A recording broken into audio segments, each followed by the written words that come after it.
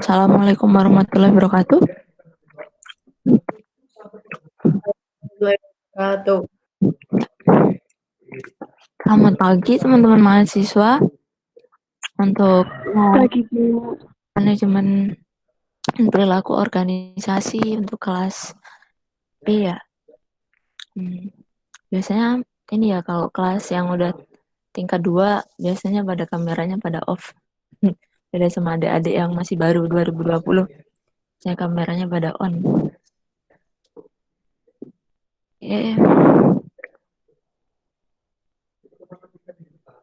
Saya berharapnya sih pada on sih. Tapi ya udah nggak apa-apa, oke. Mungkin ada masalah sama internet. Kita mulai ya untuk perkuliahan hari ini.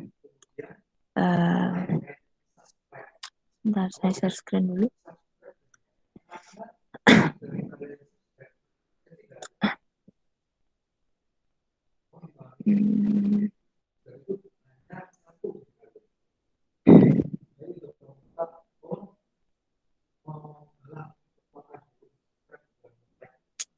Ya. Untuk presentasinya apakah sudah terlihat? Sudah, Bu. Oke, terima kasih. Pagi ini kita akan belajar terkait dengan organizational behavior dan juga diversity di organisasi atau perilaku organisasi dan keragaman di dalam organisasi. Langsung saja ya. Di sini, sebentar, pakai highlight.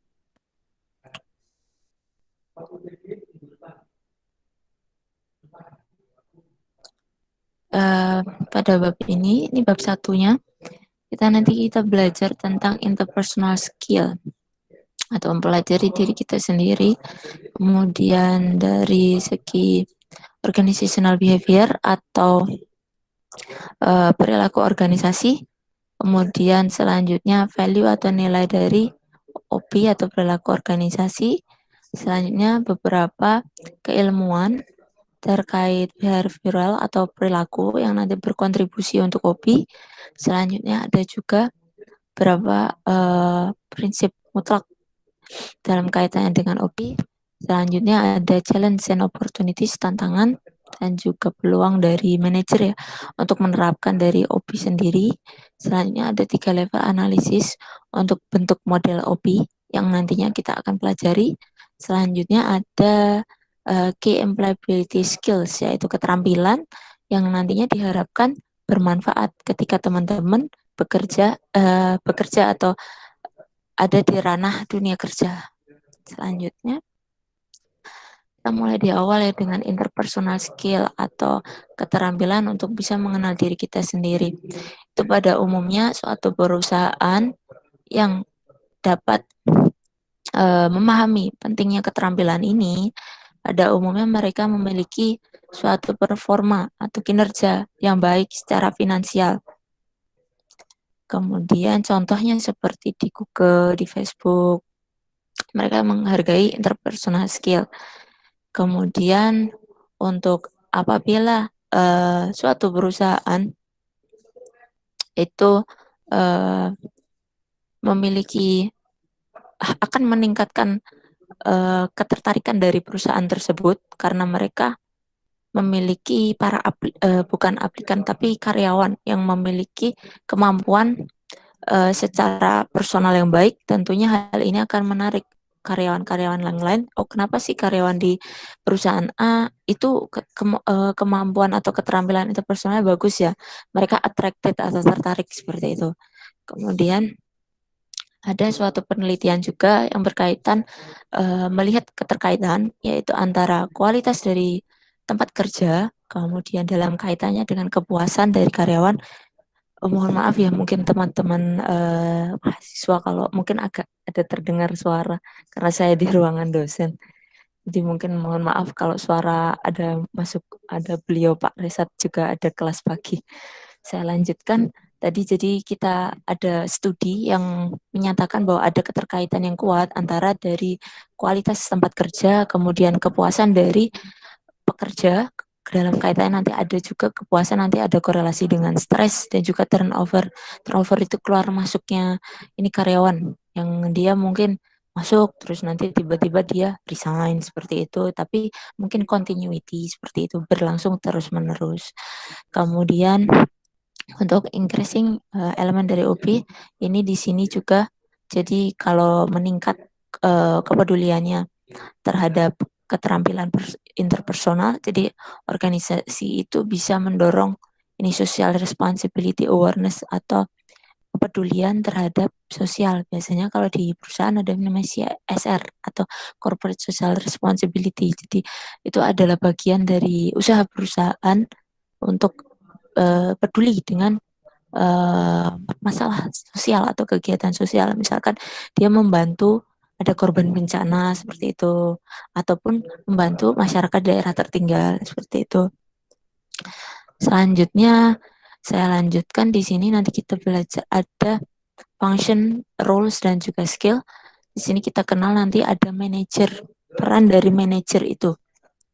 Manajer dapat dikatakan seorang individu yang dia mencapai suatu tujuan melalui bantuan dari orang-orang. Jadi bukan dari dia sendiri, tapi karena bantuan dari banyak orang.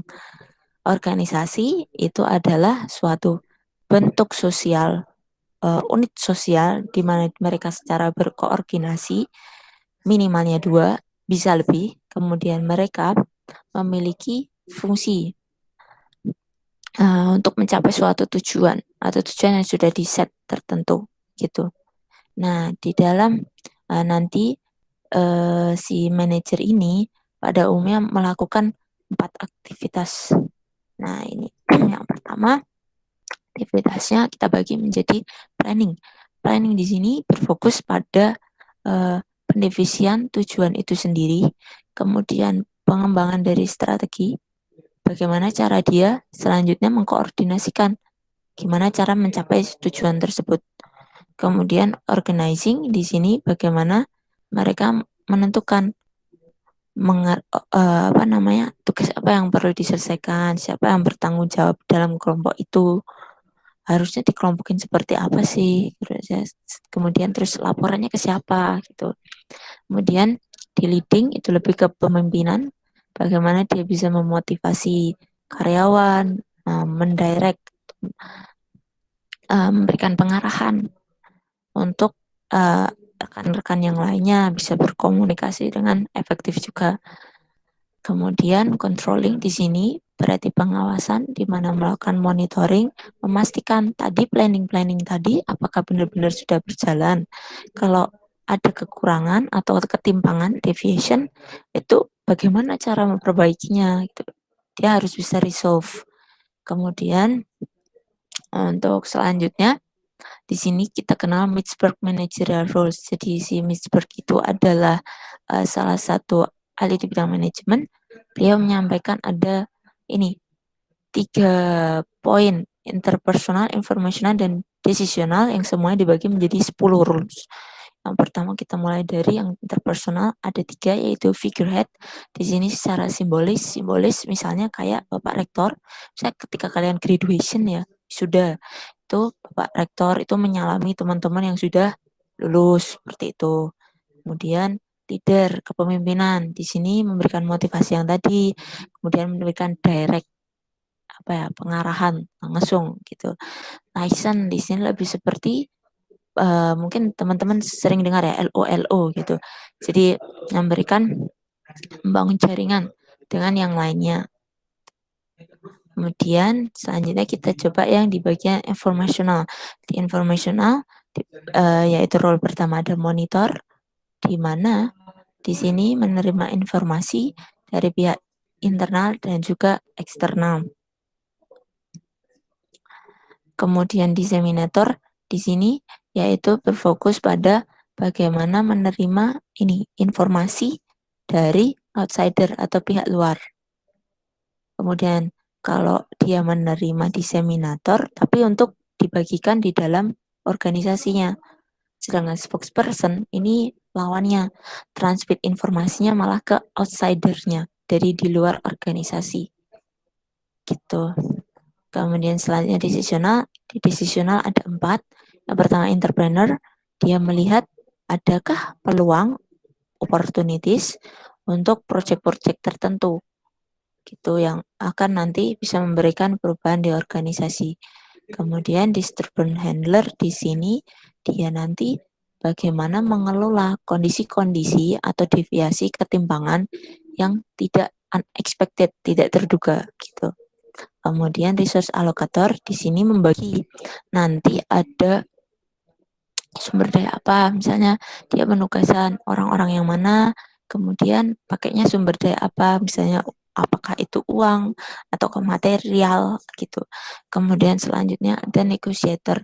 Negotiator di sini lebih ke discussion atau discussion sama negosiasi. Kita lanjutkan di sini untuk masih dalam kaitannya dengan ini ya, managerial tadi. Di managerial ada management skills, itu dibagi 3. Yang pertama ada technical.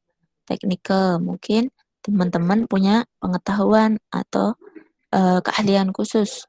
Biasanya sih technical itu mungkin teman-teman jaringan gitu-gitu secara teknis. Programmer itu juga bisa dibilang technical juga sih, bisa keahlian teknis-teknis. Kemudian human skill atau mungkin kadang-kadang ada yang mengistilahkan soft skill ya, hubungannya dengan orang lain atau other people, bisa individu, bisa itu grup. Kemudian konseptual, di sini konseptual itu lebih bagaimana menganalisis dan juga mendiagnosa nanti situasi-situasi yang kompleks. Selanjutnya di sini Lutan di sini menyampaikan ada 4 managerial activities. Ada tradisional, kemudian communication, human resource management, kemudian networking. Di mana tradisional pada umumnya masih sama ya, planning, decision making, controlling, manajemen yang masih ini apa tradisional. Kemudian communication ya itu pertukaran informasi seperti itu. Kemudian human resource management di sini memotivasi bagaimana mengelola tadi hubungan dengan orang-orang ya, manajemen konflik, kemudian pengaturan staff, training, memotivasi, dan networking, bagaimana sama juga sih berhubungan, tapi lebih untuk ini, kalau ini lebih pengelolaan orangnya, kalau ini hubungan dengan orangnya, networking, misalnya bersosialisasi, berinteraksi dengan orangnya gitu. Nah, kita bisa lihat di sini untuk alokasinya, mana yang dikatakan successful manager, mana yang dikatakan effective manager. Dikatakan successful atau manajer yang sukses itu memiliki proporsi 48% networking. Berarti dia mampu untuk berkomunikasi, berhubungan dengan yang lain ya. Bukan berkomunikasi, karena di sini ada poin komunikasi sendiri, tapi lebih membentuk relasi, hubungan dengan yang lainnya. Proporsi terbesar ada di networkingnya. Kemudian dengan efektif, dia lebih ke bagaimana berkomunikasinya. Ini kalau komunikasi itu lebih kayak bisa oral, lisan atau mungkin tulisan gitu. Nah, kalau untuk networking membangun relasinya gitu. Kalau average manager atau secara umum manager itu hampir sama mungkin proporsinya, tidak jauh berbeda. Jadi ada keseimbangan di antara keempatnya, baik tradisional tadi, human resource, communication, dan juga networkingnya. Selanjutnya di organizational behavior.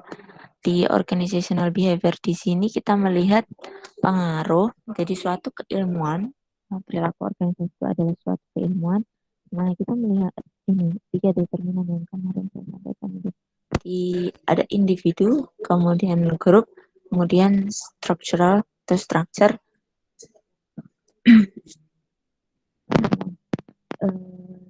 Kemudian bagaimana pengaruhnya perilaku tersebut di dalam organisasi, pengaruh keilmuan tersebut apabila diterapkan untuk mempengaruhi aktivitas di dalam suatu organisasi. Di sini kita lihat value tadi dari systematic study. Yang pertama itu ada systematic study, di mana kita melihat suatu hubungan efek yang nanti berdasarkan bukti-bukti saintifik. Kemudian evidence based management itu keputusan yang nantinya diambil secara saintifik. Ada perhitungan saintifik di dalamnya. Karena ada bukti, evidence-nya itu secara saintifik. Kalau intuisi cuma feeling biasanya. Jadi tidak ada perhitungan yang pasti di dalamnya. Jadi untuk mungkin dalam penentuan keputusan diharapkan sebaiknya teman-teman ketika diposisikan sebagai manajer untuk menghindari intuisi. Karena hal ini bisa dikatakan tidak berdasar atau mungkin juga feeling ya, bisa tidak punya data yang tepat untuk mendukung penentuan keputusan kita.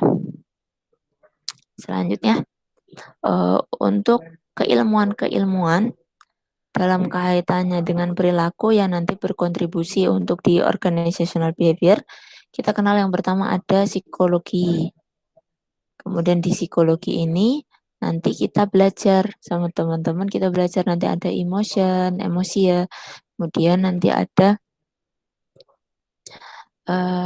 persepsi itu ada kalau nggak salah, persepsi ada, kemudian nanti ada job satisfaction, kepuasan dalam bekerja, kemudian selanjutnya nanti ada stress, manajemen stres itu juga ada. Terus kita lanjutkan ada sosial psikologi. Nah, di sini nanti kita akan coba belajar tentang komunikasi, kemudian power atau kekuatan, konflik gitu. Kemudian selanjutnya kita ke psikologi. Di psikologi nanti ada kita belajar ada organizational change, perubahan di dalam organisasi, organizational culture atau budaya di dalam organisasi. Kemudian selanjutnya ada antropologi. Antropologi itu nanti hubungannya dengan ini bisa dengan orang, dengan lingkungan. Nah, ini organizational culture yang tadi bisa dengan organization environment power. Yang nantinya keempat ini keilmuan tadi nanti akan membentuk 3 determinan nih. Yang pertama individu, kemudian grup, kemudian sistem organisasi. Nah, poin dari organizational behavior. Yang pertama psikologi. Psikologi adalah suatu keilmuan di mana mereka mengukur, menjelaskan perubahan perilaku baik dari human, orang, kemudian ada animal atau binatang ya. Bisa juga sebenarnya psikologi tumbuhan itu juga ada ternyata. Ada jurusannya juga bahkan katanya. Di UPN kalau nggak salah itu ada namanya psikologi tumbuhan. Kemudian ada sosial psikologi. Sosial psikologi di sini penggabungan konsep dari psikologi dan juga sosiologi di mana kita nantinya itu berfokus dengan pengaruh orang ke yang lainnya ya secara sosial ya, karena dengan yang lainnya.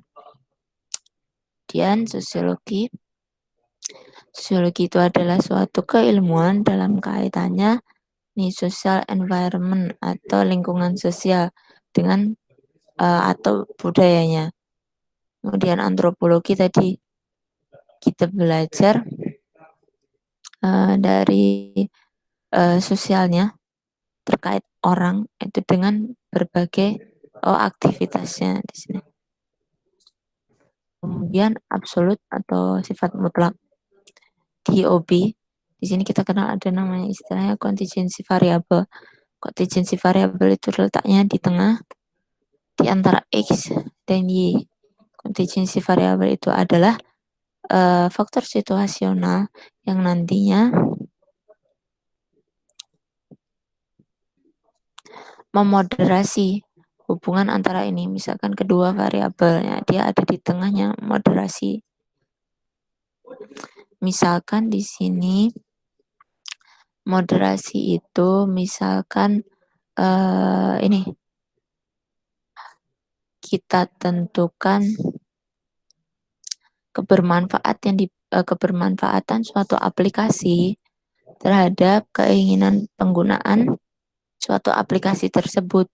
Kita melihat yang memoderasi apa. Misalkan di sana ada faktor usia, ada faktor pengalaman, kemudian ya, kemudian seperti itu ada usia, kemudian jenis kelamin itu juga bisa memoderasi seperti itu.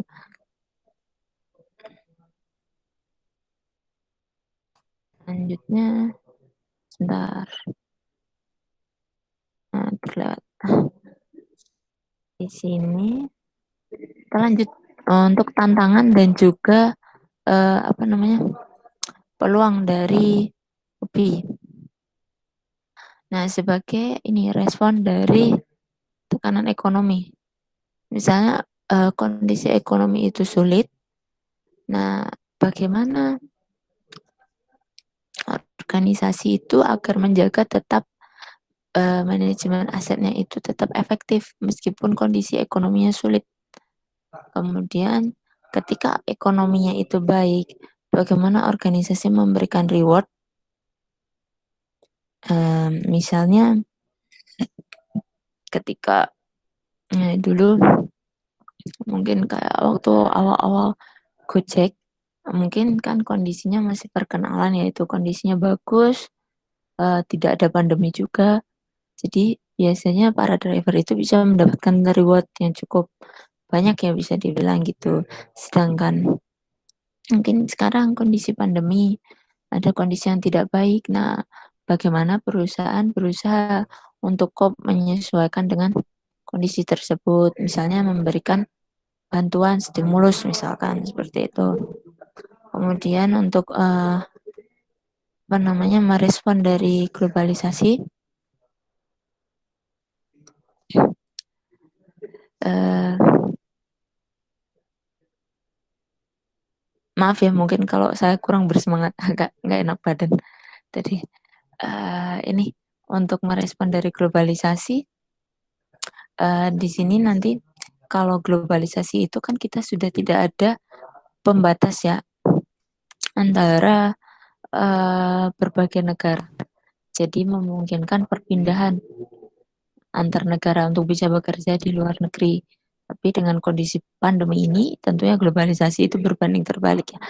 Uh, Contohnya kalau untuk globalisasi, misalkan ini restoran yang terkenal, McDonald, itu tentunya sudah punya restoran lebih dari 118 negara.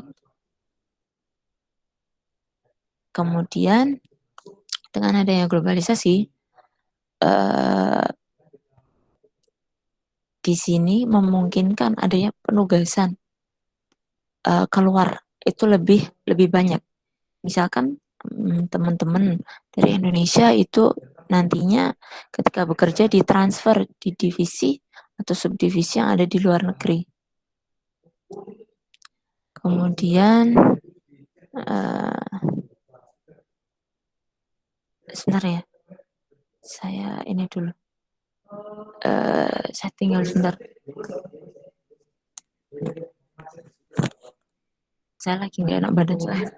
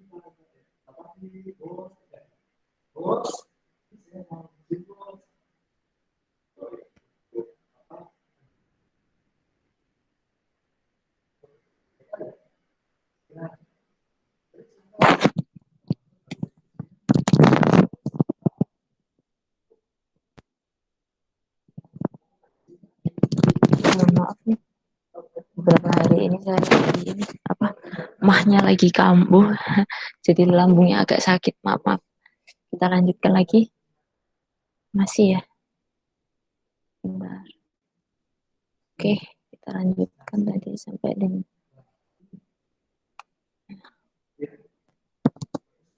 kita lanjutkan tadi ya teman-teman tadi ada Inggris foreign assignment, jadi teman-teman mungkin kalau misalnya ada peluang untuk misalnya ditransfer ke divisi yang ada di negara yang lain, nah teman-teman itu harus belajar gimana sih budaya di sana, kalian harus berusaha memahami seperti itu. Kemudian bagaimana bekerja dari ini tadi ya, berbeda budaya yang berbeda. Misalkan kita kerja dengan bos kita atau teman-teman rekan kerja yang ternyata dibesarkan dengan budaya yang berbeda. Misalkan teman-teman dari Purwokerto kerja di Jakarta, mungkin mereka punya bos teman-teman punya ini budaya yang sedikit berbeda dengan teman-teman yang mungkin dari ini di Purwokerto atau di Jawa Tengah, beda ya apa culture-nya dengan yang di Jakarta gitu. Kemudian kita lanjutkan globalisasi juga. Biasanya ada bentuk usaha untuk organisasi atau perusahaan ini berpindah di negara yang dengan ini gajinya atau biaya yang kecil cuman untuk menggaji karyawannya, jadi karyawannya gajinya itu rendah gitu. Jadi untuk pengeluaran mereka bisa menekan pengeluaran. Nanti ada kasus yang kita diskusikan terkait ini, memperkerjakan tenaga kerja karena dengan harga jauh lebih murah dari segi biaya tenaga kerjanya. Kemudian selanjutnya kita mengadopsi ini berbagai norma yang kaitannya dengan budaya dan juga aturan norma yang mungkin bisa berbeda. Jadi perlu beradaptasi suatu organisasi, misalkan organisasi atau perusahaan itu mereka harus tahu ada norma-norma budaya Misalkan kalau hari libur ya di Indonesia kan kita tahu kalau ada Idul Fitri. Nah, mungkin perusahaan-perusahaan luar seperti perusahaan McDonald tadi, jika ada kita bulan suci Ramadan, nah mereka harusnya menyesuaikan. Jadi mereka harus tahu norma-norma budaya di sekitarnya. Oh, berarti nanti ada puasa gitu. Jadi nanti mungkin jam bukanya disesuaikan gitu. Kemudian di sini workforce demographic, yaitu demografis dari tenaga kerja. Di sini biasanya perbedaan variasi dari segi ekonomi, longevity itu angka harapan hidup, kemudian birth rate itu angka kelahiran ya, sosioekonomi, kondisi sosial ekonomi. Nah, nanti misalkan di sini angka harapan hidup dan juga angka kelahiran ya. Misalkan secara global atau di suatu negara dari ini apa angka longevity atau harapan hidupnya itu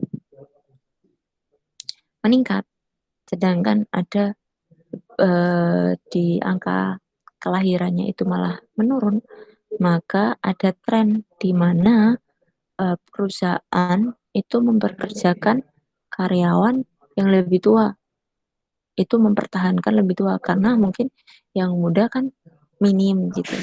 Jadi mereka lebih banyak mempertahankan pekerja yang lebih tua. Selanjutnya kita melihat di sini bagaimana mengelola diversity-nya dari tenaga kerja atau keragaman di tenaga kerja. Nah, diversity ini nanti kita juga pelajari di bab setelah ini, bab 2-nya hari ini juga. Di sini dalam kaitannya bagaimana organisasi itu lebih heterogen. Dia bisa terdiri dari ini berbagai gender, usia, kemudian ras, kemudian juga seksual. Di sini nanti misalkan ya tadi ya, untuk gender ada pria dan wanita, kemudian ada berbagai ras dan juga etnis, kemudian individu mungkin dengan berbagai karakter fisik dan juga sosial, psikologisnya, kemudian beda usia, beda orientasi seksualnya. Kemudian masih di tantangan dan juga peluang dari OB bisa meningkatkan customer service atau layanan pada customer. Rata-rata sekarang itu ranah pekerjaan itu kan berupa ini ya, service atau layanan. Berorientasi mereka bagaimana sikap dan juga perilakunya para karyawan diharapkan berorientasi pada kepuasan customer atau kepuasan pelanggan. Di sini OB, Organizational Behavior, akan membantu menunjukkan bagaimana sih perilaku-perilaku yang nantinya akan berpengaruh untuk meningkatkan ini kepuasan dari pelanggan. Selanjutnya meningkatkan nih keterampilan dari seseorang. Misalkan melalui tadi keilmuan OP bisa menambah keilmuan terkait manajemennya, bagaimana mengelola tim, bagaimana berhubungan dengan rekan kerja yang lain, seperti itu. Mengelola tadi ada diversity juga ya, perbedaan di dalam, misalnya di kantor berbeda, nah gitu. Selanjutnya, bekerja di organisasi, di sini working in network organization, jadi bekerja di organisasi yang memiliki jaringan yang luas. Jadi sekarang itu kan bekerja tidak terbatas ya dengan jarak ya. Bahkan bisa antar negara, bisa tetap berkolaborasi, berkomunikasi. Misalkan ada kontraktor atau software programmer, teman-teman yang programmer, graphic designer juga ada, sistem analis yang mereka bisa bekerja tidak harus di kantor, tapi bisa non-office, bisa di rumah misalnya. Dari rumah gitu. Teman-teman juga ada kan yang PKL itu PKL-nya ternyata dari rumah gitu. Tidak harus on the spot. Yang penting nanti tetap bisa ini telecommute mungkin, berkomunikasi mungkin, video conference yang lainnya, bisa pemanfaatan teknologi di jaringan yang terhubung ya. Kemudian sosial media. Nah, ini sosial media. Sosial media ini juga memberikan suatu tantangan tersendiri di mana Misalnya ini organisasi itu mereka kesulitan ya bagaimana mengelola penggunaan sosial media dari karyawannya. Misalnya di tempat kerja nih, tiba-tiba ada karyawan yang baru keterima masalahnya. Baru keterima tiba-tiba dia nge-tweet atau bikin status yang dibilangnya bahwa tempat kerjanya itu ternyata tidak baik gitu. Nah, hal itu tentu memberikan impact ke organisasinya ya. Hari ini pastinya menimbulkan tantangan tersendiri, tapi juga ada peluang tersendiri juga. Nah, hal ini mungkin yang menjadi tantangan juga peluang. Kadang-kadang bagaimana sih si HR bagian SDM itu melihat kandidat, apakah mereka biasanya ini teman-teman mungkin kalau di awal-awal ini ketika teman-teman apply suatu pekerjaan itu biasanya kalian ada juga perusahaan yang meminta kalian untuk ini menuliskan alamat dari sosial media kalian. Saya kurang tahu juga itu mungkin reasonnya apa ataukah mungkin mereka mempelajari ya kita itu biasanya menyampaikan apa sih di sosial media. Mungkin mereka berusaha mempelajari kita gitu profiling seperti itu. Selanjutnya di sini employee well-being at work jadi semacam kesejahteraan ya di tempat kerja. Jadi bagaimana karyawan itu memiliki fleksibilitas, dia itu bisa memanage dengan baik yang antara work life sama ini personal life. Jadi work life conflict. Jadi tidak hanya fokus pada bekerja, tapi mereka personal life-nya juga tetap bagus. Bagaimana bisa tetap balance, jadi tetap sejahtera gitu. Dan selanjutnya membentuk suatu ini lingkungan kerja yang positif work environment. Nah, di sini ada istilah positive organizational scholarship atau positive organizational behavior. Itu adalah suatu ini area dari perilaku organisasi di mana mereka itu mempelajari ini ada ini kekuatan bagaimana ketahanan mereka dalam kaitannya dengan berkaitan dengan kemudian optimisme mereka di dalam ini suatu lingkungan kerja tetap optimis gimana bisa tetap bertahan. Nah, itu selanjutnya meningkatkan ini ethical behavior. Mungkin teman-teman udah belajar ya, etika profesi sudah dapat belum? Untuk mata kuliah etika profesi lebih ke ethical atau kita belajar dengan etika. Etika itu lebih kepada bagaimana menentukan baik atau buruknya sesuatu. Contohnya misalnya di dalam organisasi ya, misalnya atas ilegal, apakah boleh nih kita sebagai karyawan untuk apa istilahnya ini ya blow the whistle atau menyampaikan hal tersebut ke khalayak publik gitu. Apakah hal itu etis? Kemudian ada pula misalkan teman-teman kalau misalnya ada ini order atau mungkin aturan-aturan tertentu, ada perintah-perintah tertentu, kalian harus melakukan nih. Misalkan harus ada upacara setiap hari Senin. Sebenarnya kalian setuju nggak sih gitu-gitu sebagai personal karyawan dengan aturan organisasi atau perusahaan seperti itu gitu. Nah, ini sebenarnya good ethical behavior itu tidak mudah ya. Yang baik itu bagaimana si manajer itu membentuk iklim yang sehat di mana ada kejelasan namanya kode etik. Kode etik inilah yang nantinya mengatur tadi apa atau etis. Jadi di sini tidak meng-create atau menciptakan suatu ambiguity atau ketidakpastian. Oh, aturan ini misalkan upacara tadi. Upacara itu sebenarnya memang wajib apa enggak sih? Ya, itu mungkin ada kode etik yang dijelaskan. Mungkin lebih baik secara dokumentasi, ada dokumentasi tertulisnya.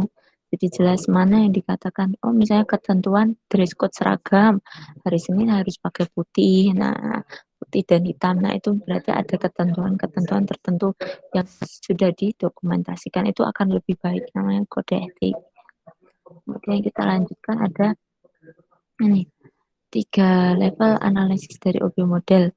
Kita melihat model ya, model itu adalah abstraksi dari kenyataan atau ini fenomena. Nah, kita bisa nanti ada input, ada proses, dan juga ada outcome, hasil. Nah, kita mulai dari nanti di masing-masingnya ada level individu, level grup, dan organisasi. Kita lihat misalnya di pertama individual level. Di individu ini misalnya yang secara individu nih, personality, nah, kepribadian. Nah, kepribadian itu sesuatu bawaan dari individu yang nantinya mungkin melalui suatu proses. Kita lihat di sini aja definisinya dulu aja. Untuk input. Nah, input di sini adalah suatu variabel yang akan mengarah proses. Nah, ini sekarang tadi ya personality.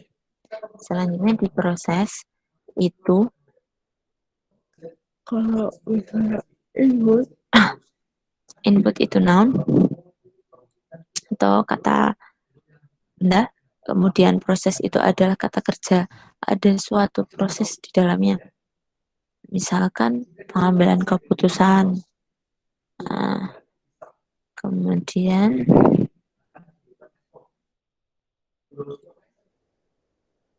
outcome itu hasil yang dipengaruhi dari variabel yang lain, misalkan dari proses. Nah, kita contohkan yang pertama, misalkan tadi ya kepribadian ya, personality itu bawaan dari individu, kemudian di sana ada proses seperti misalnya nanti ada motivation ya. Nah, nanti akan mempengaruhi persepsi dan juga decision makingnya, yang hasilnya nanti dia berupa misalkan sikapnya atau attitude apa itu negatif, yang nanti mungkin kalau misalnya negatif bisa menghasilkan yang namanya stres gitu. Kemudian di sini ada di grup level, misalkan ini pembagian ini ya, tim responsibility, untuk grup role lah di dalam suatu tim.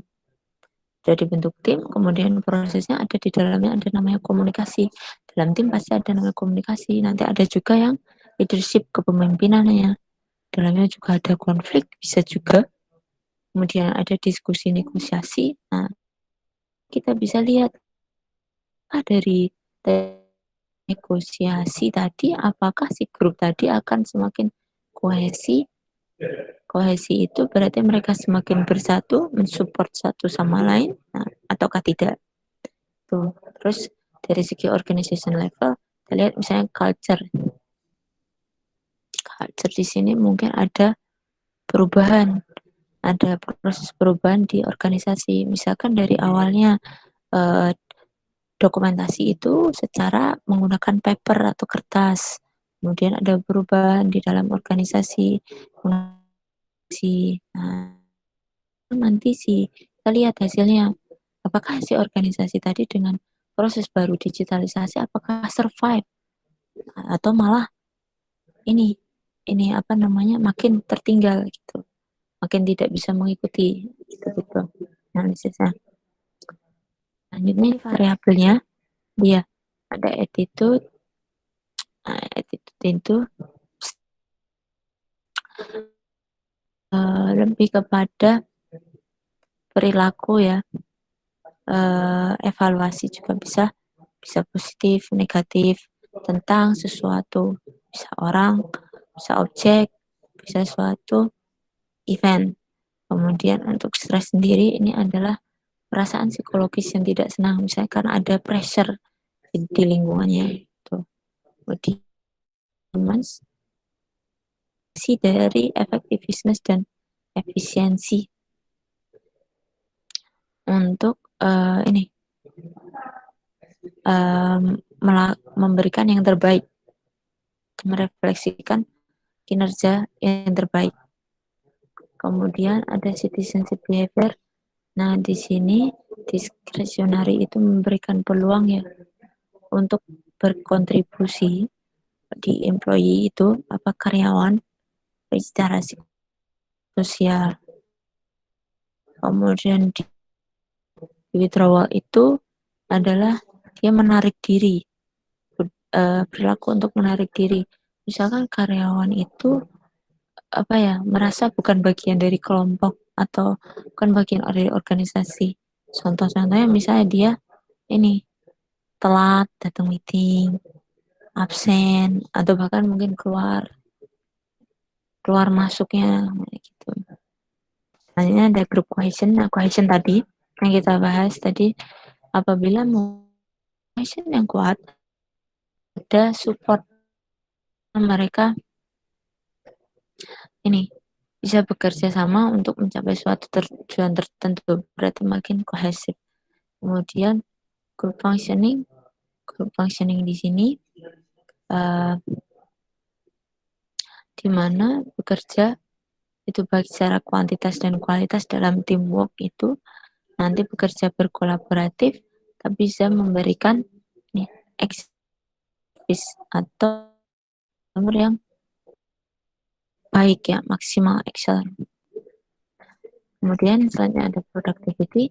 Productivity ini adalah kombinasi dari efektivitas dan juga efisiensi.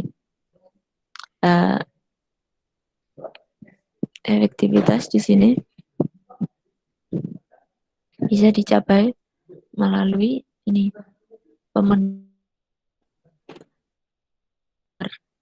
kemudian kalau efisiensi adalah bagaimana organisasi bisa mencapainya tapi dengan biaya seminimal mungkin. Kemudian misalnya ada organization survival. Nah, tadi yang survival tadi saya sampaikan, apakah dengan tantangan-tantangan tertentu organisasi bisa tetap eksis, bertahan untuk suatu panjang atau justru makin terpuruk gitu. Nah, ini bentuknya untuk OP, tapi untuk yang rancangan yang akan kita pelajari ya, nanti kita belajar ada diversity, personality, kemudian group, kemudian communication, leadership, kemudian conflict negotiation, power juga, kemudian nanti ada di sini tidak dimasukkan sih secara umum. Ini perubahan nanti mungkin di organisasi. Selanjutnya ada employability skill atau keterampilan yang nantinya bermanfaat teman-teman di mulai dari critical thinking. Critical thinking itu bagaimana teman-teman memiliki kemampuan untuk menyelesaikan suatu permasalahan, menentukan suatu keputusan dari suatu situasi tertentu. Selanjutnya komunikasi. Komunikasi ini tadi ada lisan, ada tulisan, pokoknya berbagai bentuk komunikasi, tetapi bisa memanfaatkan secara efektif. Kemudian berkolaborasi grup yang nantinya dalam bentuk dialog atau negosiasi. Kemudian knowledge application and analysis, di mana teman-teman nanti bisa belajar menerapkan pengetahuan yang dimiliki. Kemudian social responsibility, yaitu terkait dengan ini tanggung jawab sosial ya, biasa corporate responsibility istilahnya. Nanti hubungan teman-teman dengan ketika di corporate atau perusahaan dengan ini membangun dengan masyarakat sosial, misalnya memberikan bantuan gitu. Kemudian di sini sama manajer itu perlu untuk membangun suatu interpersonal ya, diri mereka sendiri bisa keterampilan diri sendiri dan juga orang. Kemudian di organizational behavior tadi itu kita melihat ya 3 determinan, individu, grup, dan juga structure bagaimana tadi diterapkan itu akan meningkatkan efektivitas dari organisasi. OB ini sendiri diharapkan nanti akan meningkatkan kualitas dan produktivitas dari karyawan. Nah, mereka akan belajar bagaimana sih caranya itu meningkatkan customer service, bagaimana meningkatkan customer satisfaction, kepuasan dari pelanggan, bagaimana sih nanti employee itu bisa tadi ya kesejahteraan ini agar ini kebutuhan personal mereka. Selanjutnya ini terkait dengan diversity ya, saya lanjut untuk materi diversity. Materinya cukup banyak sih. Kita lanjut aja. Terus untuk di sini workforce diversity ada dua. Jadi ini ada dua bentuk form dari ini keanekaragaman tenaga kerja. Ada diskriminasi juga dalam organisasi. Kemudian kita melihat karakteristik fisik juga. Selanjutnya yang lainnya juga. Kemudian ada kemampuan intelektual dan juga fisik. Kemudian ada bagaimana mengelola diversity atau keanekaragaman secara fisik, secara efektif. Diversity di diversity ini adalah suatu karakteristik keragaman, diistilahkan seperti itu. Ada yang berbeda usia, jenis kelamin, ras ataupun etnis. Kemampuan juga bisa beda ya. Nah, nanti mempengaruhi tentunya performance atau kinerjanya. Nah, ini kita lihat misalnya contohnya demografik karakteristik atau karakteristik demografik. Nah, di yang merah itu ada, yang biru ada men. Jadi ada wanita dan juga pria. Kalau ternyata kita lihat ya, bahwa wanita itu mendapatkan weekly pay-nya itu jauh lebih rendah dibandingkan dengan pria. Nah, ini kita bisa lihat ternyata ada gender gap, gender pay gap, di mana penerimaan atau pendapatan yang berdasarkan gender ya, ada gap di sana. Nah, itu bagaimana kita nanti menciptakan dengan di OB itu ada balance-nya. Dan bisa juga multi ethnic, di tenaga kerja yang beda-beda. Kalau ini kan dari segi gender. Kita lihat ada level diversity. Di level diversity ini ada surface level diversity, ada deep level. Surface ini itu ada beda dari segi gender, ras, etnis, usia. Jadi suatu yang hanya di permukaan levelnya, tidak dalam. Nah, dengan yang deep level lebih dalam. Kalau misalnya contohnya personality ya, kepribadian, preferensi kerja, nilai-nilai, ini kalau kita nggak kenal orangnya tidak bisa. Nah, kalau misalnya yang di surface level mungkin bisa ya dari gendernya, secara usia, gitu, rasnya apa, tidak dalam, tidak tahu apa sih nilai-nilai yang orang yang kepribadiannya seperti apa sih gitu. Kalau kita tidak kenal lebih lanjut. Selanjutnya ada diskriminasi. Diskriminasi ini lebih kayak diskriminasi ini ya, terkait suatu demografi tertentu. Jadi membuat ini suatu personal judgment ya, tidak fair judgment atau penilaian tentang individu atau itu yang mereka diskriminasi. Kemudian stereotip di sini adalah suatu penilaian persepsi di mana orang tersebut berasal dari kelompok mana gitu. Kalau stereotip threat itu lebih karena threat itu lebih punya kecenderungan jadi persepsi tapi lebih ke negatif. Misalnya nih di kelompok orang tertentu, oh itu loh orang itu suka nongkrong nggak jelas gitu misalnya.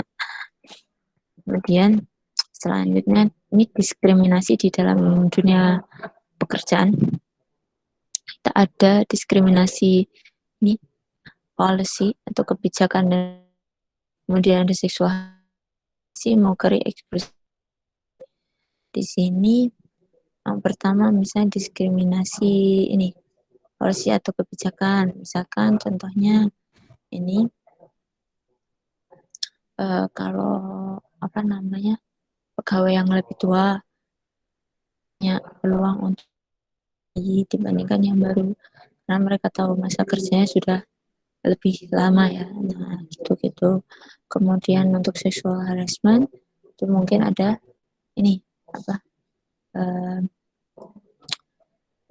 unwanted sexual advance. Jadi misalkan perilaku-perilaku yang tidak diharapkan secara seksual. Itu misalkan contohnya ini mengatakan sesuatu, ungkapan pun bisa sebenarnya seksual harassment, mengatakan sesuatu yang tidak baik dalam mungkin hal-hal yang tidak baik secara seksual gitu tentang seseorang gitu, itu juga bisa seksual harassment juga. Intimidasi, ada bullying di sana misalnya, kemudian mockery tadi jokes itu bisa, mockery itu olok-olok, menjelek saat menghina. Exclusion ini mengeluarkan atau jadi misalkan ada suatu apa diklat untuk kenaikan jabatan tertentu. Nah, ada teman-teman tertentu yang cuma misalnya grupnya aja, misalnya teman-teman apa ya apa gengnya aja gitu. Sedangkan teman-teman yang lain nggak diberi kesempatan. Nah, itu berarti kita ada ini ada orang-orang tertentu di kelompok atau istilahnya dipilih-pilih. Ada diskriminasi hampir mirip sebenarnya. Terus incivility di sini ini disrespectful atau tidak menghormati, bisa berbuat kasar, itu juga bisa. Selanjutnya di sini untuk karakteristik ada kita kenal usia, misalnya usia, kalau tenaga kerja makin usia yang makin tinggi biasanya ada korelasi ya, ada yang mengatakan bahwa performa menurun. Selanjutnya ada seks atau jenis kelamin. Jenis kelamin ini biasanya mungkin ada pada apa namanya permasalahan ya,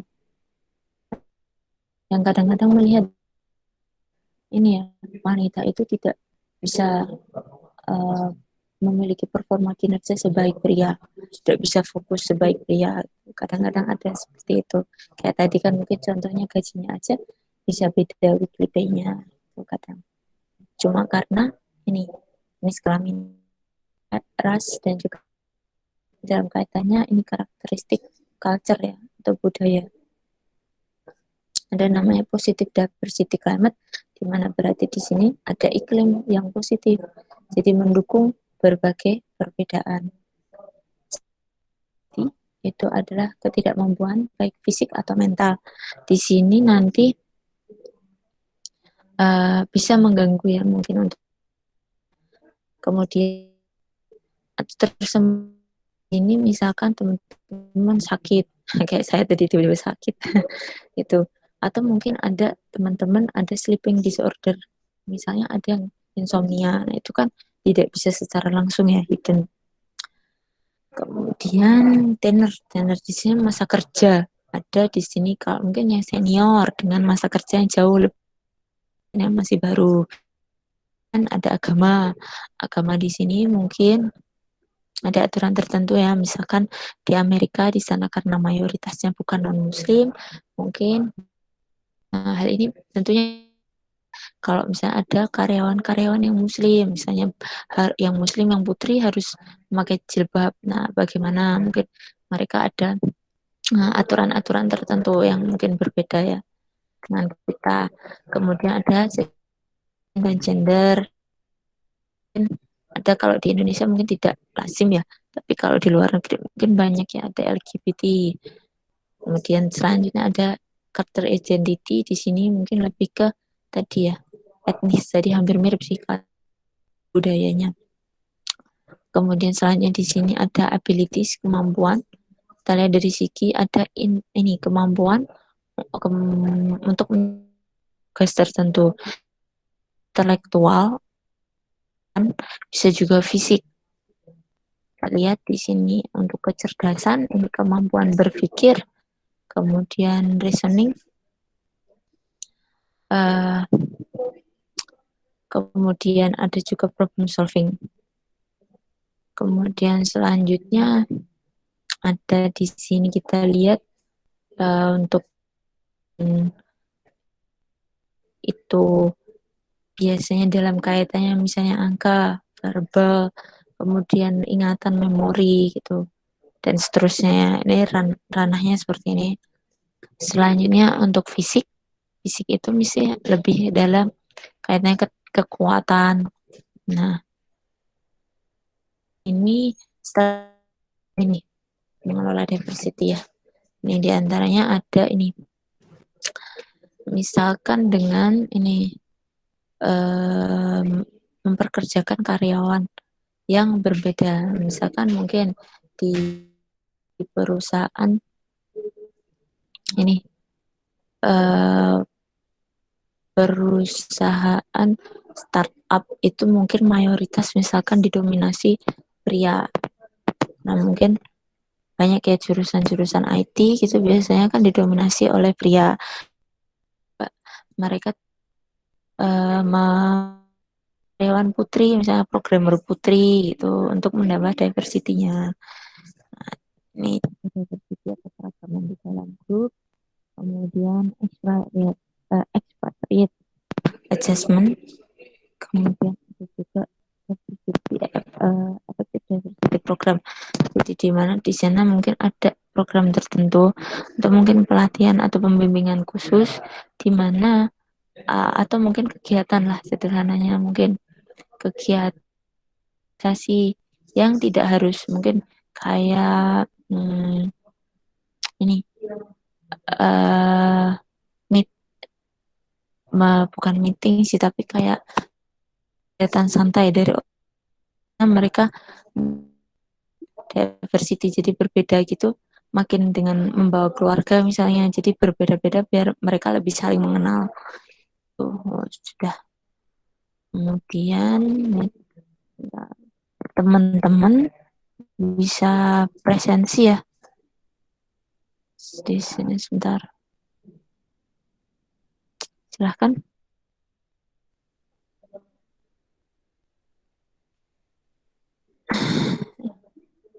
Ini untuk presensinya silahkan ya teman-teman sembari presensi. Ini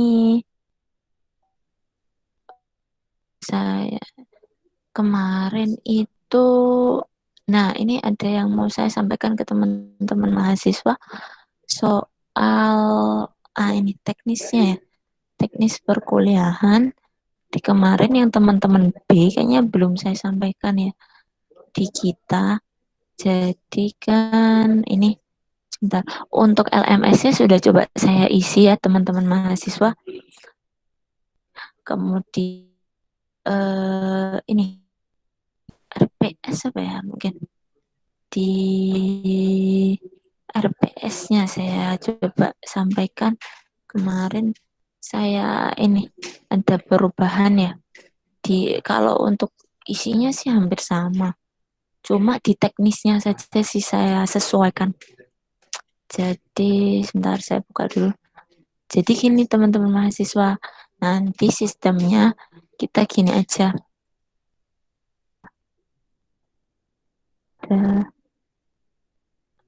Ada proporsinya di sini. Sebentar, ada B. Ini sebentar. Untuk ini lah, mana nih? Nah ini di sini teman-teman mahasiswa mungkin dalam sama assignment kemarin itu kan on yang apa diampu dari Ibu Koordinator Mata Kuliah dari Ibu Sarah, itu kan ada kemarin ada beliau kan mengusulkan ada quiz assessment. Nah, kalau di saya mungkin sistemnya lebih kayak gini. Kalau yang final project tetap ya untuk video yang kemarin. Nanti saya sudah kasih linknya juga kalau nggak salah di LMS-nya, coba dicek teman-teman. Kemudian sama tugasnya yang ini ya bikin makalah itu teman-teman dari nanti ada bukan dosen tamu sih tapi ada tamu pembicara tamu gitu. Nah, itu individunya di sini nanti. Nih, sebentar. RPS-nya juga sudah saya share kalau nggak salah. Di LMS silahkan kalau mau dicek. Nah, di sini teman-teman. Nah, mungkin kalau di saya kan, ini kemarin ini referensi dari beliau Ibu Sarah. Kemudian kalau di saya gini, teknisnya saja yang saya bedakan. Kalau di modelnya gini, tetap ada kuis ya, review. Karena kuisnya saya 2 kali. Nanti dari di depan sebelum UTS sama di depan sebelum UAS. Nah, kalau ini kuis sama assignment yang secara umum, ini sebenarnya saya formatnya teknisnya itu latihan aja buat teman-teman. Jadi setelah saya menjelaskan seperti ini, nanti teman-teman saya kasih contoh kasus. Nah, contoh kasus itu coba teman-teman nanti kerja. Nah, kita kan nanti kalau nggak salah sama 9 lebih 10 menit ya teman-teman. Benar nggak nih? 9 lebih 10 menit. Nah, di ini nanti habis ini sekalian nih saya ngecek presensi teman-teman, nanti teman-teman coba mengerjakan exercise atau latihannya. Nah, nanti bagi teman-teman yang pengen nilai, silahkan nanti dikumpulkan kemarin karena saya di sini ya mungkin teman-teman kalau apa belum begitu terbiasa dengan penggunaan apa LMS-nya ya. Kemarin saya masih manual nih, pakainya email coba. Jadi untuk pengumpulan teman yang kemarin saya lewat email itu aduh ribet ternyata.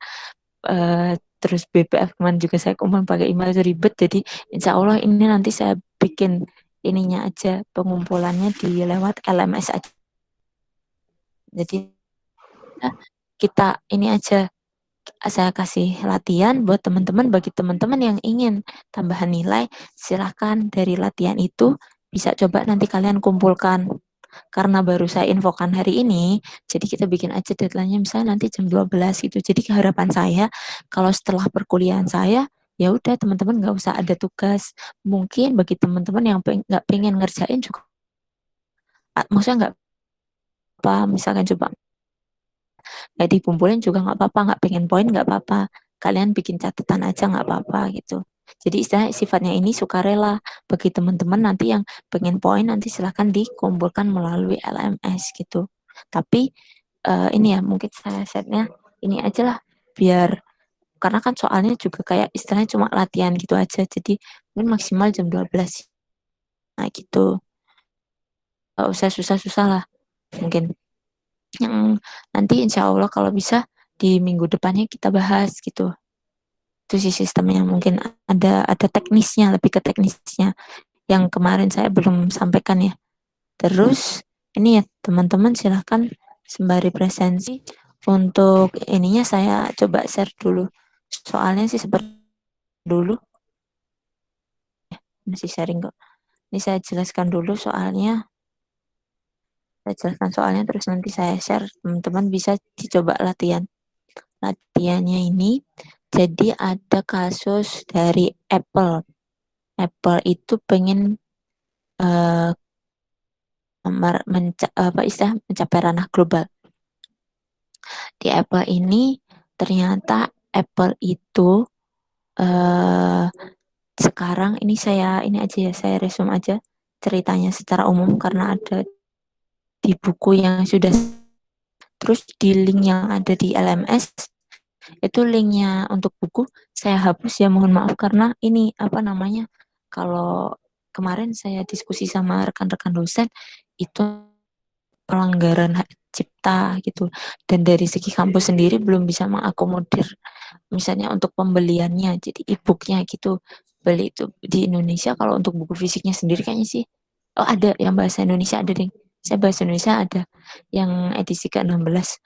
Kalau untuk yang mungkin e-booknya kali ya belum bisa mengakomodir, jadi semisal teman-teman butuh nanti share ke ini link ke grup WhatsApp gitu kan, atau mungkin ke ketua kelasnya gitu aja. Kalau teman-teman ada yang belum sempat kemarin, karena saya share di LMS-nya. Ini ya, tadi kasusnya ini terkait dengan ini bukunya ada di buku ini sebenarnya kasusnya. Kalau secara rincinya, saya cuma sampaikan intinya aja. Jadi Apple itu pengen goes global, pengen apa mencapai ranah global, dia mencoba memperkerjakan karyawan dari luar. Karena kenapa memperkerjakan karyawan dari luar? Ternyata ini tenaga kerja di luar dinilai lebih baik daripada tenaga kerja lokal. Lokalnya yang dari Amerika, dari luarnya kita contohkan misalkan dari China. Mereka mengambil tenaga kerja di China yang dinilai itu lebih murah, tentunya lebih murah ya.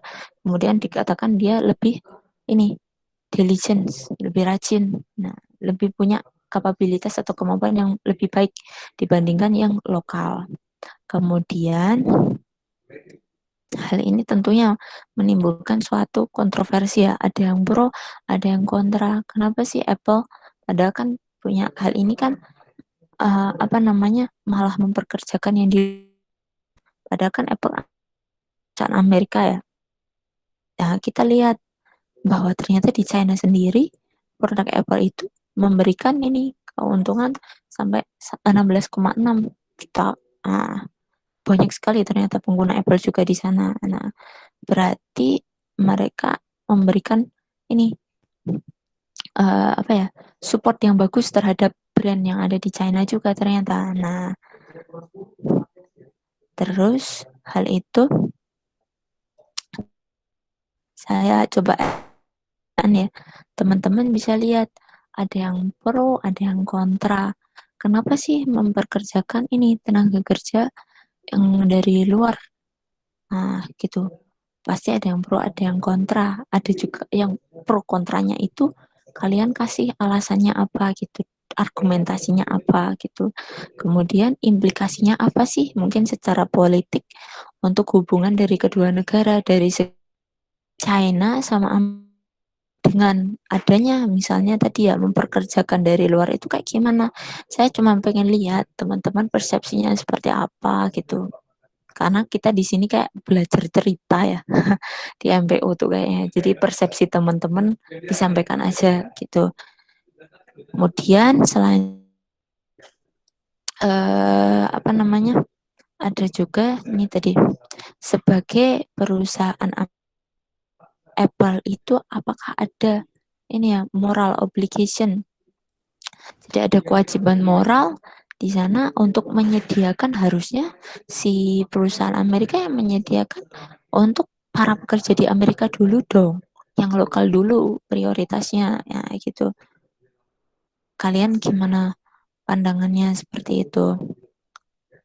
Apa perlu moral obligation atau kewajiban moral gitu? Nah, kalian kan bisa sampaikan pendapat kalian di sana. Ada argumennya juga. Nah, kemudian kalau memang ada moral obligation atau ini kewajiban moral, nah kemudian gimana sih dihadapkan dengan ini perbedaannya dengan ini international employee atau karyawan yang dari luar tadi, yang dari China, gimana? Apakah nanti ada perbedaan juga uh, dari segi apa dari ini ya ada disadvantage atau kalian coba. Terus yang pertanyaan ketiga itu ini secara umum nggak apa-apa. Jadi yang kaitannya diversity tadi ya diversity teman-teman sampaikan bagaimana langkah-langkah untuk mengelola perbedaan ya atau mencegah ini diskriminasi, mengelola diversity dengan mencegah diskriminasi di dalam lingkungan kerja gitu. Coba mungkin teman-teman yang pengen ini ya nanti saya share dulu di LMS sekalian nanti kalian presensi tadi. Sebentar saya LMS ya. Saya stop sharing dulu. Masuk LMS-nya.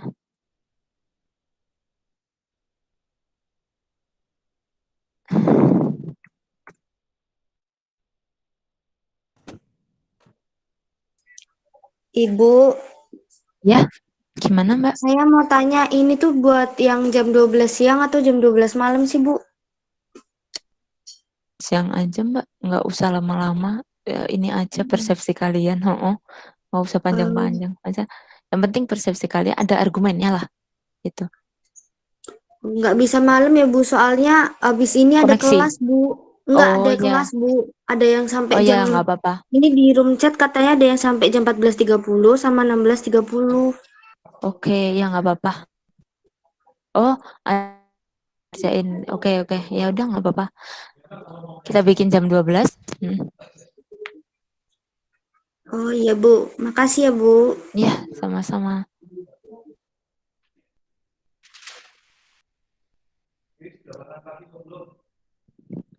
Kan tadi saya ngejelasinnya banyak ya.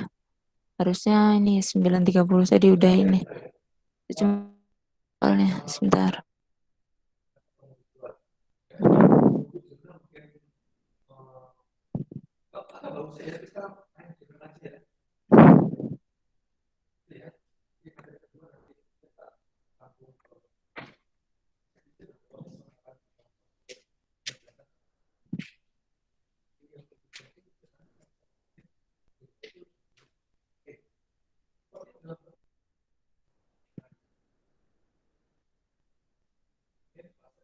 Silahkan sekalian diisi presensinya ya.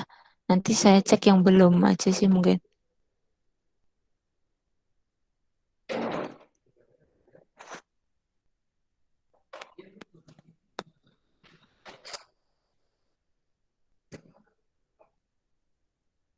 Ini sebentar.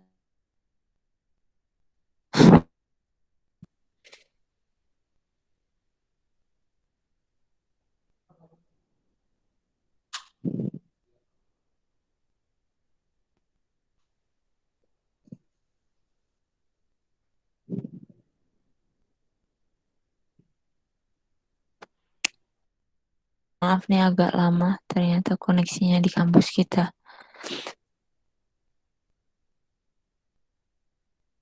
Untuk load LMS-nya agak lama.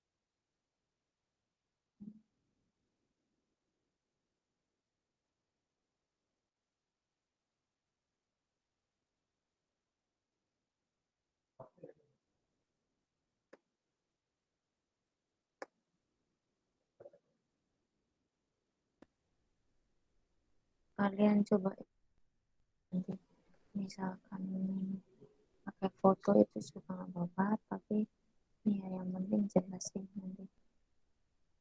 Bentar, mohon maaf ya agak lama.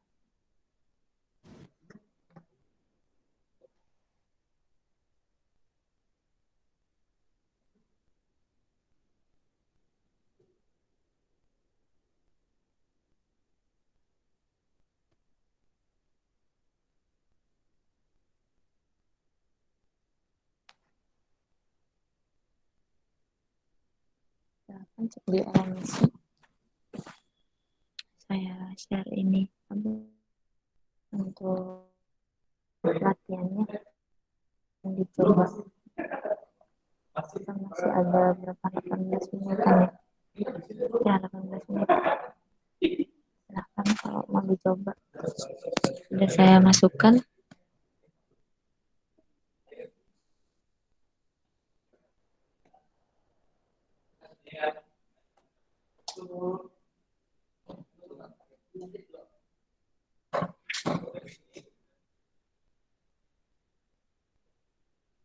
Dan dicek ya.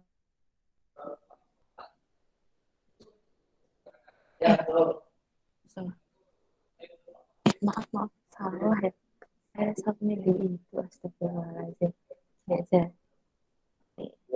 ya, karena kita masih sampai malam ya.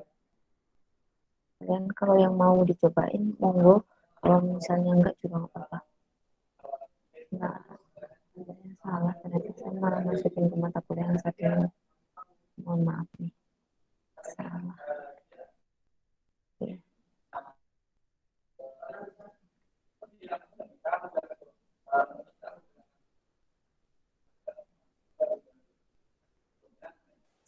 Ibu tadi suaranya putus-putus. Oh iya maaf ya, kayaknya koneksi di kampus agak ini sih Mbak, agak lama. Ini pagi-pagi tapi agak kurang kurang ini, koneksinya agak ini kurang lancar sepertinya. Ini untuk loadnya aja muter-muter. Maaf ya, Iya ini Bu, di kampus soalnya kurang. kalau kelas jam segini memang suka ada gangguan Bu. Oh ya ya ya, makasih Mbak infonya. Makanya saya lagi trouble dari kemarin untuk ini permasalahan koneksi.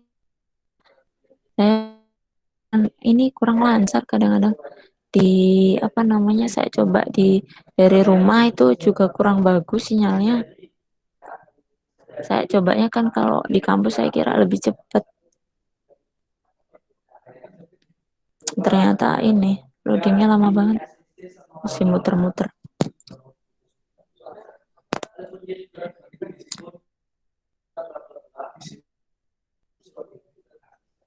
Itu ada di buku sebenarnya, kalau teman-teman mungkin udah download di bukunya, ada di case yang ini di belakang ada yang cuma nanti di bukunya itu buku yang 17 yang soalnya, tapi kalau bacaannya ada yang di ini, buku yang 17 ada yang di buku yang di 19 yang edisi 18.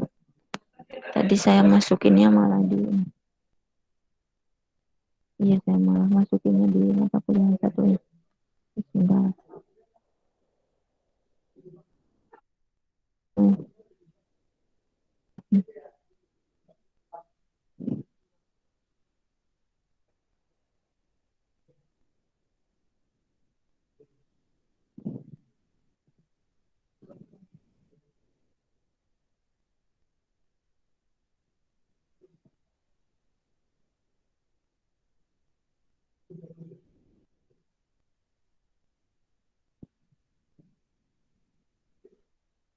Hmm.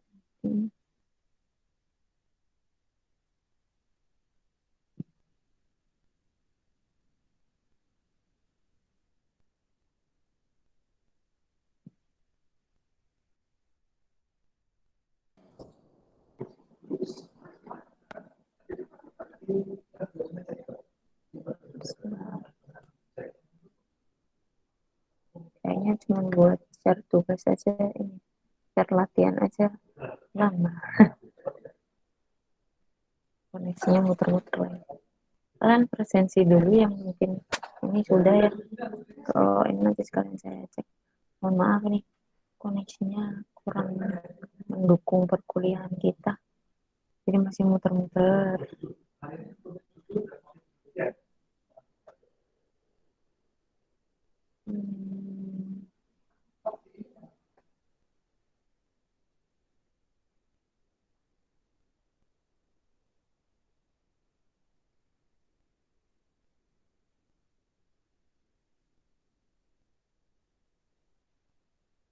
Ini saya ada yang di Google Drive, sebentar cari teman-teman bisa lihat soalnya ini langsung. Oh, di Google Drive.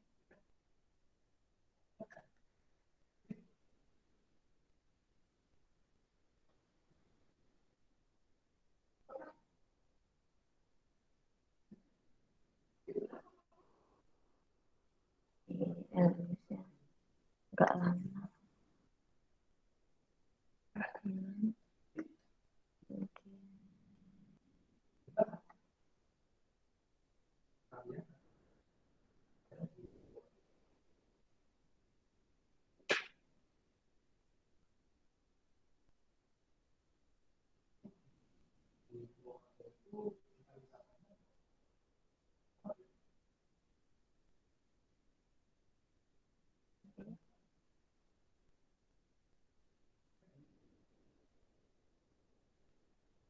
Belum masuk ini materinya, malah belum masuk.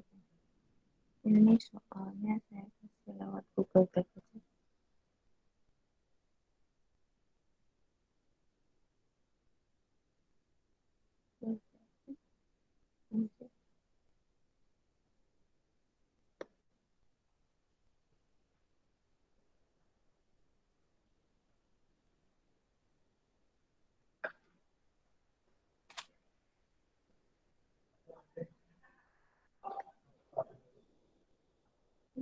Masuk ya. Kemarin sudah nggak masuk ya.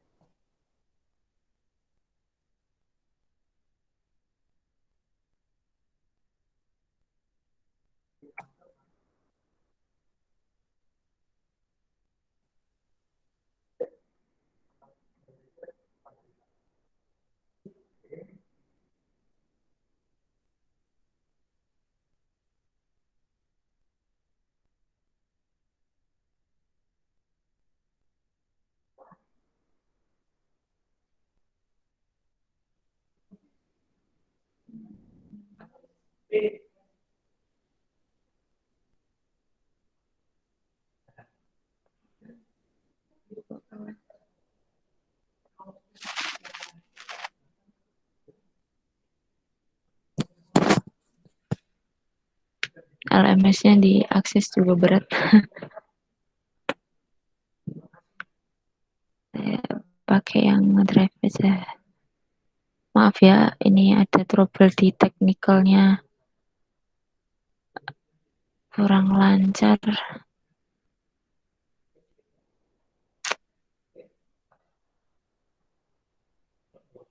Ini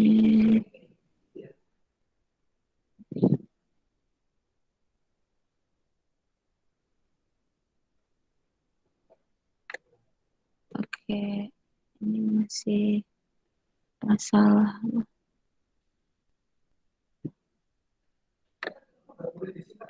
Nah,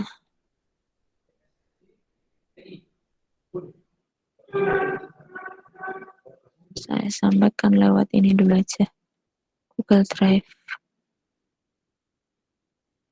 Nanti di LMS-nya saya ini lagi karena agak berat dari lewat koneksinya kampus.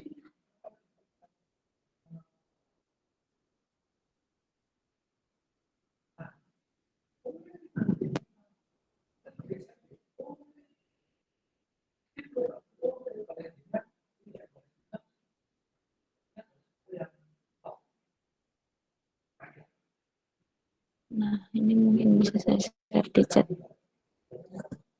Sudah, Mbak, PPT-nya ada yang tanya PPT-nya sudah saya share kayaknya, Mbak. Bagaimana di LMS-nya? Ini LMS-nya ternyata ini apa loadingnya tuh nggak selesai-selesai.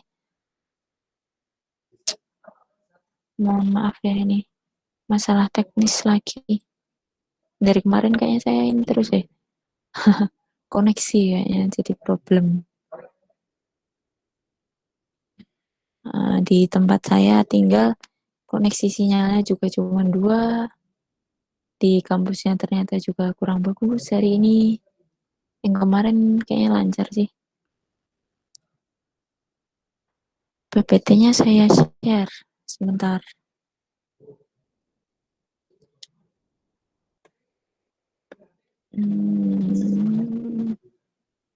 Itu ya untuk latihannya bisa dibuka langsung dulu kalau yang mau coba. Tapi kalau mau nanti nggak apa-apa, nanti saya setnya yang jam 12 malam aja. Karena soalnya sifatnya cuma latihan, jadi teman-teman boleh kirim, boleh nggak.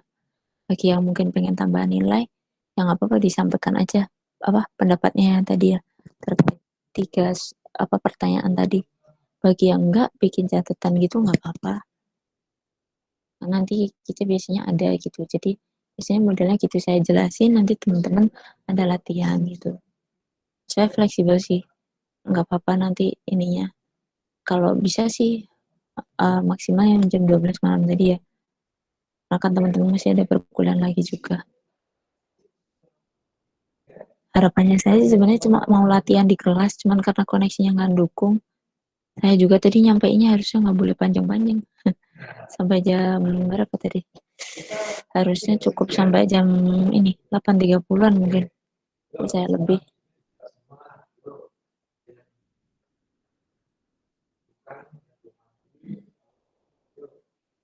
Di sini untuk akses LMS-nya sendiri berat. Kayaknya malah pakai koneksi kampus. Jadi pakai saya share ini ya di Google Drive dulu tadi. Untuk saya share. Kalau materinya sih sudah saya share kayaknya.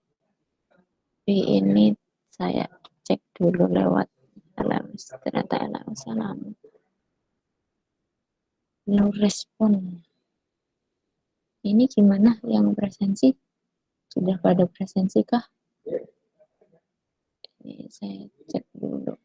Nah, ini coba saya cek sama cuma tinggal 5 menit lagi.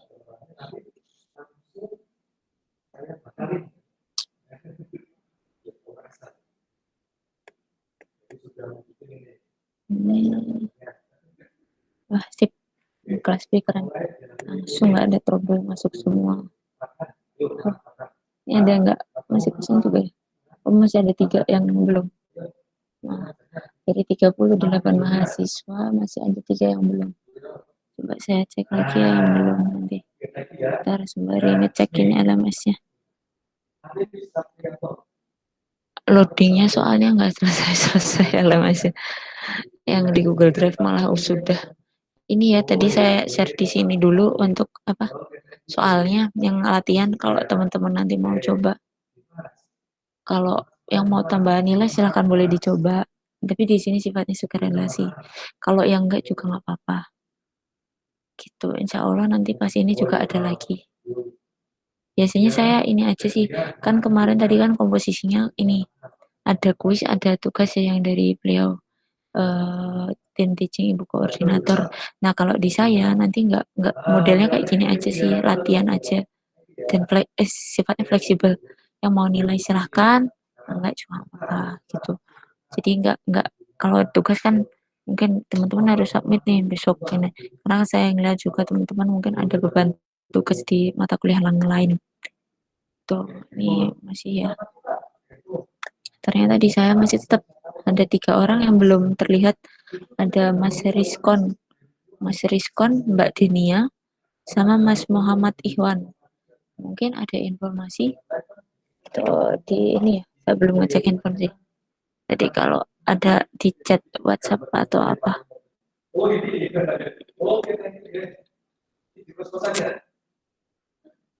Ini saya coba tadi untuk ini filenya saya kasih dulu biar saya coba masukkan.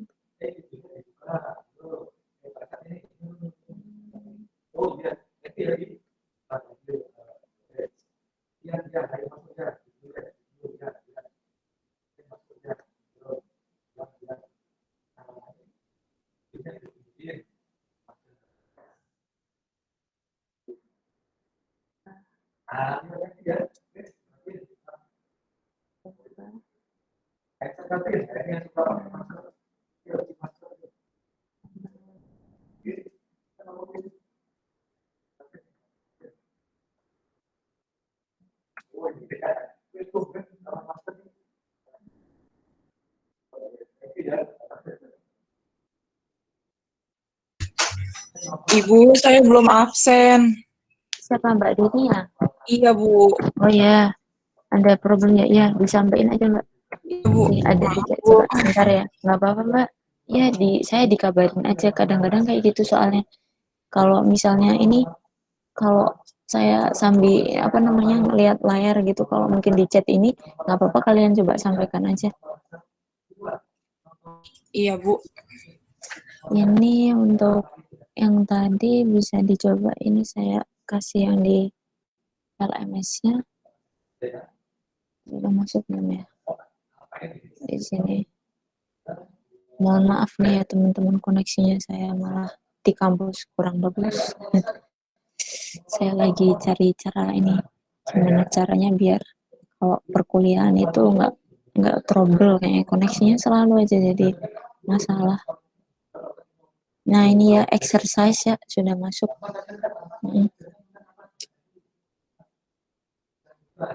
Exercise sudah masuk di MPU untuk kelas B ya. Karena teman-teman yang kelas A kemarin masih manual sih, saya pakai email. Itu ini jadi tidak terorganisir. Jadi mendingan kita pakai LMS aja kemarin. Soalnya saya tidak ini sebenarnya awalnya mau melihat antusiasme teman-teman aja seberapa. Ternyata teman-teman banyak juga yang ini hampir dari separuh bisa separuh ya, kurang lebih 20-an gitu mereka cobain soalnya yang kelas A.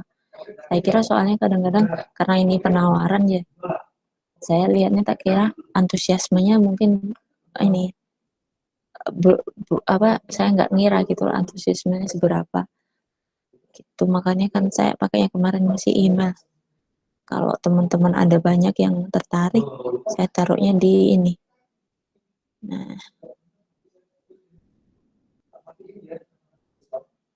Berarti udah absen, Bu, ya saya, Bu? ini Mbak Denia ya. Iya, Bu. Cek lagi ya. Mbak Denia sudah Mbak, ini tak masukin. Ada ini, terima kasih ya Mbak. Ya sama-sama, ada Mas Muhammad Ikhwan, sama satunya lagi ada Mas Rizkon. Ini ada informasi atau sepi-sepi saja. Ada 36, belum ada kabar juga. Saya juga belum lihat handphone sih, nanti coba saya lihat ininya. Tapi untuk sementara sih ada ini 36 berarti yang bergabung. Terus untuk yang tadi saya ini ya share di LMS ya untuk exercise-nya latihan. Jadi kalau di kita nanti namanya yang kuis sama tugasnya tadi nanti ini. Iya memang ada kuis sih. Tapi kuisnya itu di review depan UTS sama depan UAS. Yang saya nanti modelnya ini aja latihan aja. Yang sifatnya juga sukarela. Bagi teman-teman yang pengen nambah poin, bisa dicoba nanti jawabnya dikumpulkan. Bagi yang enggak juga nggak apa-apa. Misalnya bikin catatan juga nggak apa-apa. Saya nggak terlalu ini strict, jadi silahkan pola belajarnya teman-teman kayak gimana. Gitu. Untuk materi juga sudah saya share kayaknya. Sudah ya. Saya udah lebih dari 2 menit ya, maaf. Kayaknya saya kira cukup ya. Untuk kehadirannya ada 36, yang belum ada Mas Rizkon sama Mas Muhammad Ikhwan, yang lain hadir. Terus ini mohon maaf hari ini ada masalah teknis sama koneksi. Saya pakai koneksinya kampus tapi ternyata kurang lancar. Silahkan nanti teman-teman yang mau cobain latihannya, kalau mau mungkin tambahan nilai silahkan coba dikumpul, yang enggak juga nggak apa-apa. Sudah saya share ya di LMS ya. Ini saya share screen mungkin. Terus nanti saya perlihatkan aja dulu yang absen sama ininya. Terus nanti saya closing aja. Bentar. Mohon maaf nih lebih dari menit yang harusnya. Ibu, Iya, boleh Mbak. tanya nggak? Ini PPT-nya Gimana, Mbak? nanti diupload di LMS nggak Bu PPT-nya? Ini Mbak, saya liatin di LMS saya. Nih, Oh iya. kelihatan nggak Mbak? Ya, ada week 2. Kelihatan nggak? Iya. Nah, week Iya. 2 untuk kelas A sama kelas B. Nah, ini materinya yang hari ini. Oh iya Bu. Yang Makasih Bu. terus yang ya sama-sama Mbak. Yang kemarin sudah saya coba isi ya teman-teman mahasiswa. Yang minggu 1 sama kemarin ada kontrak, ada RPS-nya saya share di LMS-nya ya. Silahkan nanti kalian sesuaikan sendiri yang mau mungkin di-download yang mana. Terus recordingnya juga ada. Saya sudah sertakan link YouTube-nya kalau mau dilihat. Terus yang ini ada daftar kelompok juga, ini untuk yang tugas kelompok bisa diisi, ada Excel-nya juga. Yang ini untuk latihannya. Ini udah terlihat belum layar saya ke kalian? Bisa ya? Bisa tidak? Bisa, Bu. Bisa ya? Ya, oke. Ini ya, jadi nanti ini silakan dicek lagi di LMS-nya. Dicoba tadi kalau mau yang coba latihannya. Kemudian untuk daftar hadirnya ini saya perlihatkan juga di saya. Jadi hari ini ya, hari Rabu. Hari Rabu pukul 7.30. Teman-teman mahasiswa yang hadir ada ini 36 ya. Yang alfa ada 2, tidak ada informasi. Ini keseluruhannya sudah masuk. Yang tidak ada ini ada Mas Rizkon. Kemudian sama ini Mas Muhammad Ikhwan. Saya kira hari ini sih cukup ya teman-teman mahasiswa. Untuk hari ini mohon maaf nih lebih dari 4 menit. Ada trouble koneksi internet juga, saya mohon maaf sekali. Di kampus juga ternyata malah koneksinya kurang bagus. Saya kira cukup sekian ya. Nanti silahkan yang tertarik untuk latihan bisa disubmit. Yang enggak juga nggak apa-apa. Saya kira cukup sekian, lebih 5 menit nih. Saya tutup ya. Ada kekurangan mohon maaf. Wassalamualaikum warahmatullahi wabarakatuh. Oke. Waalaikumsalam. Makasih Bu. Ya, Waalaikumsalam, makasih Bu. sama-sama.